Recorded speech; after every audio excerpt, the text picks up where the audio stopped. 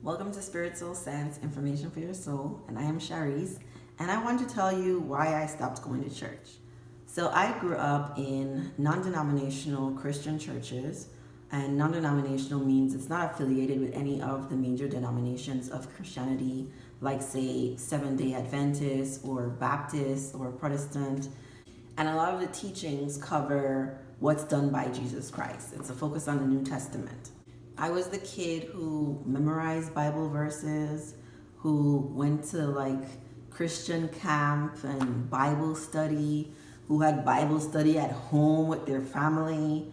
I was like heavy into Jesus, heavy into the Bible. I accepted Jesus Christ as my Lord and Savior when I was like 12. Like nobody could tell me anything. And really, no one can still tell me nothing about the Bible that I don't already know because, like, I've read it, I've studied it. Jesus is the homie. And so, like, I love Christianity. I loved being a part of a church. And then things started to change. So I became a teenager. And like most teenagers whose hormones are, increasing, I wanted to have sex. And then I did.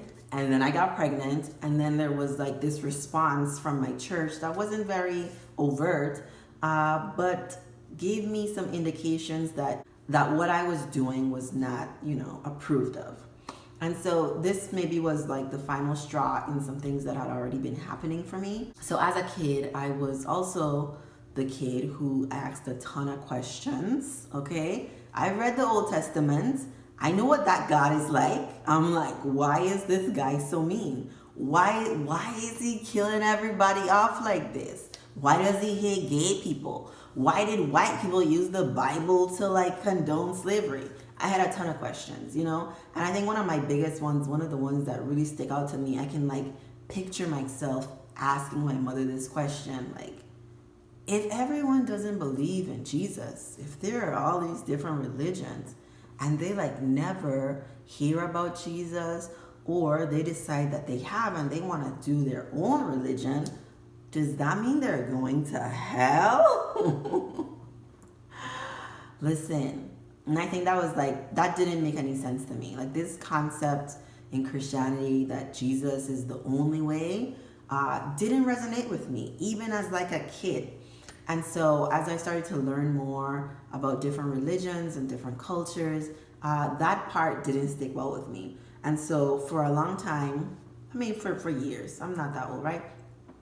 But for a while, I had this idea that everyone would have a second chance, right? Because in Revelations, Jesus is going to come back. And I thought, okay, everyone who decided they didn't want to believe in Jesus will have like this opportunity then. And so basically everyone will be saved. And so that's how it sat with me. That's like how I made it through church. Like this makes sense. This part of it, I can get it to make sense, okay? But then after I had my son, and then I started paying attention more to how people who identified as Christians behave. Like I know like Christians are people like everybody else. They're human. There's good and bad people everywhere.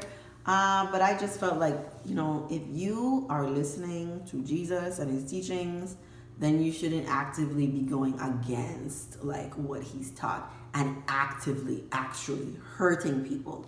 And so those two things just didn't mix for me. Here's a person who's identifying as Christian. I am identifying as Christian. We actually have nothing in common. You're actually not practicing the things that are being taught. And I know some other people have like a different way of explaining what it means to be Christian, and that you just have to believe and not do. And I know some people say you have to believe and do. I think one of the best ways to practice your religion is to practice in reality what's being taught.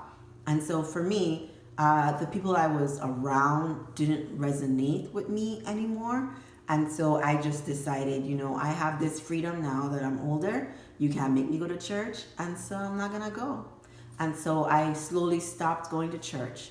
And then I had my own experience of stillness, early 20s. And I guess that was like it for me. That was like so eye-opening. I was very much still craving fellowship and this connection with God, but I focused it in a different way. And so I started reading Eckhart Tolle's book, The Power of Now, and that was like life changing for me. So like the combination of feeling it for myself, reading these things that resonated with me, and I've just read a ton of spiritual books, with Gary Zukov's The Seat of the Soul being my absolute favorite. And I just stopped looking for a church, because in a lot of places I was looking for a church. I still miss fellowship, and so my goal now is to build a community, build a tribe of people who are vibrating at similar frequencies to me. I've thought about, attending a church here where I am now, but, I got the same like feeling like, like an empty church feels so good to me. Oh, an empty church, oh, I love it. Like the vibe of an empty church is it. A church filled with people, not so much. And if it's a mega church, or I don't know, what do you call those moderately sized churches with hundreds of people, or like those make me so uncomfortable, and I just feel like I cannot be fed through that. I just can't. And so, in my everyday life, I try to increase my presence. I try to be grateful and practice, journaling and gratitude, all those things, because I think it's very important to have a spiritual practice. And I do have one that I practice on either Saturday or Sunday, just depending on what my schedule is like, where I make time for God, to actually very directly commune with God. And it's, I did a whole video on how I stopped meditating. It's usually not meditation, but I guess sometimes it's a form of meditation, because I actually have trees here. I might show you guys one day, that I absolutely love trees. And sometimes that's part of my spiritual practice, communing with trees, communing with nature. Because, God is in everything, but some things vibrate a little bit higher than others, and I feel the presence more. So that's where I look for my connection.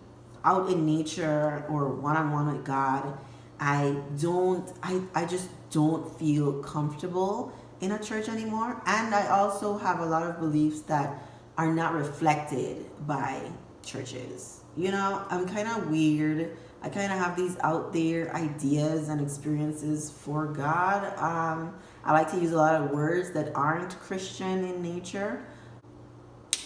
So I just don't really fit. I don't feel comfortable there. And so I've just decided not to pursue that for myself anymore. But, I really don't say negative things about religion in general, because I think religion is beautiful. I absolutely respect the religions of the world.